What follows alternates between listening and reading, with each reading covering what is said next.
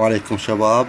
طبعا جاي تشوفون الكارت هذا، يعني اكو طريقة جديدة لإعادة تعبئة الرصيد. يعني إعادة تعبئة الرصيد تقدر تعبيه مرتين بدون ما تعلم الشركة. يعني أنا النصيحة للإخوان، أحسن من الرصيد ب6.5 وجاي تتعب عليه وتطلع لك 6000 وذبن على الرصيد. تقدر تعبي رصيده بالخمسة مرتين. شوف، أنا هسه هذا الكارت عبيته طبعا، وعبيته ثاني مرة. يعني هاي معلومة تفيدكم. شوف، تجيب جقارة، او يعني البنات ما تدخن اعتيادي، بس الشباب يعني يدخنون، او واحد من عندكم يدخن جقارة يجيب جقارة. شو تسوي؟ تحط الجقارة جوا. يعني شوف، حاول، شوف جاي تشوف وياي، راح ينمسح عندك رقم الكارت. ينمسح، تقلب الكارت من وراه، يعني ما تشوف الحرق ماله يعني مباشرة. شو تسوي؟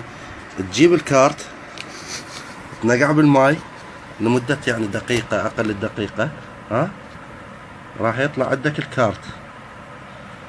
شو تسوي؟ تذبه على صفحة، تشربه بميته. وعليكم السلام ورحمة الله.